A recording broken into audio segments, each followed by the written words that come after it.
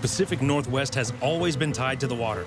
And today, we find ourselves back in Washington State, in Seattle, for one of the top 10 annual events anywhere in this region. This is Seafair. It's our 70th anniversary. This is not a new event. It's a Seafair of summer in Seattle. So with our multiple millions of population, this is the highlight of summer. We'll see about 2 million people come to our 75 events, all culminating with Seafair weekend. You know, the bones of Seafair is maybe what's best about it. It was put together by a group of the city fathers 70 years ago that wanted to create an event that could bring the community together in a fun and festive way that was affordable. And they started it with a big parade downtown. There were about 300,000 people that lived in the community when they did this, and for the first parade, they had 250,000 people reported in the media to be there.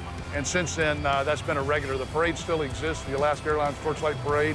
All told, about 2 million people over 10 weeks come to our events. Upping the action even further, you also have an air show as a part of Seafair weekend. These, of course, being the famous Blue Angels demonstration squad.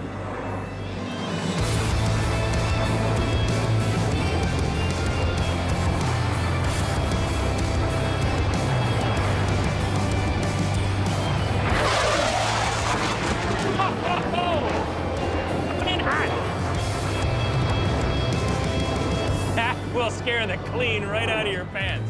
Seafair weekend draws around 200,000 people alone. There's lots of reasons, sure. There's live music, lots of food options, games and demonstrations for the kids, but the boat racing is at the heart of it all. All right, here we go. Where's all the boats at? Sorry, man, they're coming. You need to fall in behind 27. You're bringing up the rear. All right, I don't see anybody. Dillard, Brad's right beside you. 50's on his way out.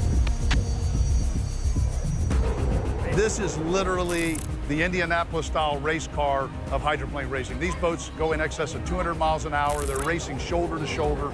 As good as it is on TV, you can't understand it until you come and see it and hear it and see a 300-foot-long rooster tail. It's stunning.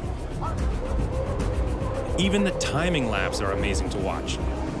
The boats start the race at speed. This is no hole shot at the green flag, so they do multiple runs to try and get the exact timing down pat.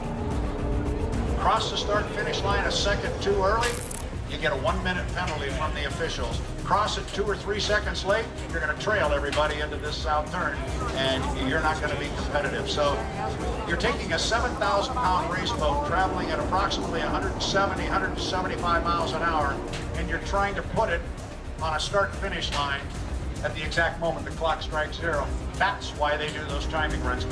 It takes a special breed to strap yourself into these monsters.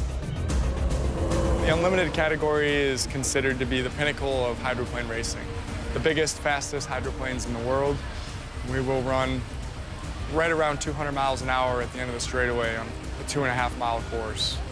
If you're the lead dog, you got a great view, but if you're at the back, like, you guys pick up huge, high and long rooster tails. So can you see anything if you're a little further back?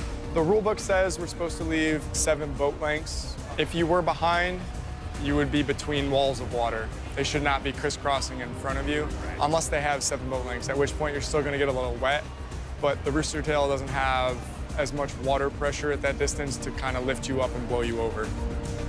Believe it or not, that sort of thing actually happened at the end of the day.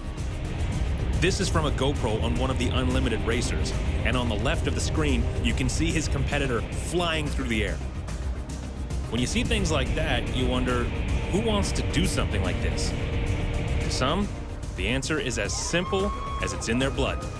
My dad raced unlimiteds as well, and then my grandfather raced limited hydroplanes, and my great-grandfather back in the 30s actually kind of built and maintained his own race motors and race boats. So he was the pioneer for us, but it's been passed down through the generations on my father's side of the family. And my mom's actually originally from California. She raced boats too, and that's how she met my father.